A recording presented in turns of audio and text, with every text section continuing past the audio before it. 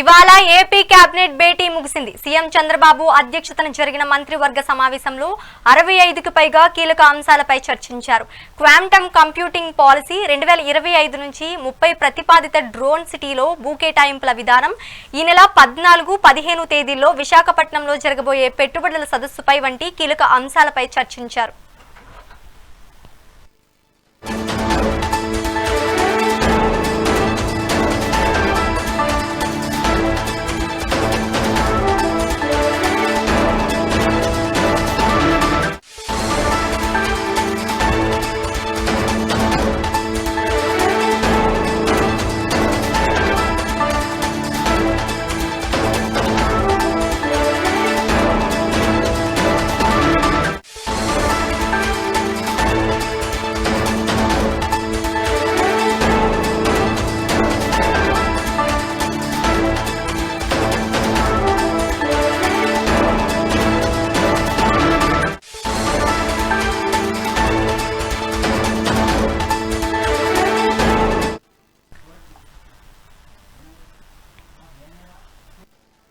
ఇవాళ AP cabinet భేటీ ముగిసింది. CM Chandrababu అధ్యక్షతన జరిగిన మంత్రివర్గ సమావేశంలో 65కు పైగా కీలక అంశాలపై చర్చించారు. క్వాంటమ్ కంప్యూటింగ్ పాలసీ, 2025 నుంచి 30 ప్రతిపాదిత డ్రోన్ సిటీలో భూ కేటాయింపుల విధానం, ఈ నెల 14, 15 తేదీల్లో విశాఖపట్నంలో జరగబోయే పెట్టుబడుల సదస్సుపై వంటి కీలక అంశాలపై చర్చించారు.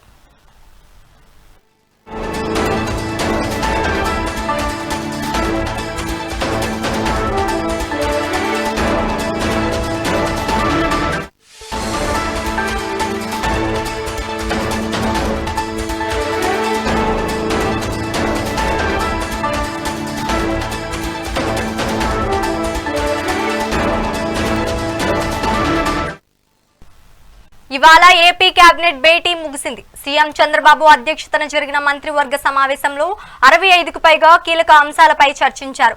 క్వాంటమ్ కంప్యూటింగ్ పాలసీ, 2025 నుంచి 30 ప్రతిపాదిత డ్రోన్ సిటీలో భూ కేటాయింపుల విధానం, ఈ నెల 14, 15 తేదీల్లో విశాఖపట్నంలో జరగబోయే పెట్టుబడుల సదస్సుపై వంటి కీలక అంశాలపై చర్చించారు. ఇక దీనికి సంబంధించి మరింత సమాచారం మా AP input editor Narendra live ద్వారా అందిస్తారు. నరేంద్ర, చెప్పండి, అక్కడ తాజా పరిస్థితి ఏంటో అప్డేట్ ఇవ్వండి. వెలగపూడి సచివాలయంలో సీఎం చంద్రబాబు నాయుడు అధ్యక్షతన ఏపీ కేబినెట్ సమావేశం ఈ రోజు ఉదయం 11 గంటలకు ప్రారంభమైంది. కొద్దిసేపటి క్రితమే ఏపీ కేబినెట్ సమావేశం ముగిసింది. ఈ సమావేశంలో పలు కీలక నిర్ణయాలు తీసుకున్నారు. ముఖ్యంగా ఏదైతే కేబినెట్ సమావేశం ప్రారంభంలోనే చంద్రబాబు నాయుడు ఈ తుఫానుకు సంబంధించి క్షేత్రస్థాయిలో అధికార యంత్రాంగం అంతా కూడా అద్భుతంగా పనిచేసిందంటూ అధికారులని, మంత్రుల్ని చంద్రబాబు నాయుడు అభినందించారు. ముఖ్యంగా మంత్రులందరినీ కూడా ఎవరెవరు ఎక్కడెక్కడ పనిచేశారో వాళ్ళ అనుభవాలన్నీ కూడా తెలుసుకున్నారు. అదేవిధంగా వారి పనితీరుకు సంబంధించి చంద్రబాబు నాయుడు అభినందించారు.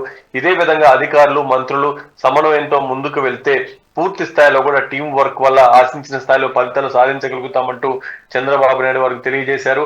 ఏదైతే రాష్ట్ర ప్రభుత్వం తుఫాన్ సమయంలో క్షేత్రస్థాయిలో ఉన్నటువంటి వ్యవస్థలన్నింటినీ కూడా సక్రమంగా ఉపయోగించుకోగలిగింది, అదేవిధంగా మంచి ఫలితాలు రాబట్టగలిగింది అనేది రాష్ట్ర ప్రజలంతా కూడా అనుకుంటున్నటువంటి విషయం. అదే విషయాన్ని ఈ రోజు కేబినెట్ లో చంద్రబాబు నాయుడు మంత్రులు, ఉన్నతాధికారులకు తెలియజేశారు. వాళ్ళతో కూడా వాళ్ళని అభినందిస్తూ మొత్తంగా ఇదే విధంగా పనిచేయాలంటూ ఆయన కోరుకున్నారు.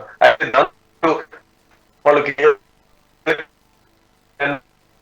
కూడా తీసుకోవడం 65 అంశాలపై ఈ రోజు కేబినెట్ లో ప్రధానంగా చర్చ జరిగింది. వాటికి సంబంధించి పలు కీలక నిర్ణయాలు తీసుకున్నారు. విశాఖలో ఈ నెల 14, 15 తారీఖుల్లో ఇన్వెస్ట్మెంట్ సమ్మిట్ జరగబోతుంది. దానికి సంబంధించి కూడా ఇప్పటికే మంత్రులు ఎప్పటికప్పుడు క్షేత్రస్థాయిలో దానికి రైట్. Thank you Narendra.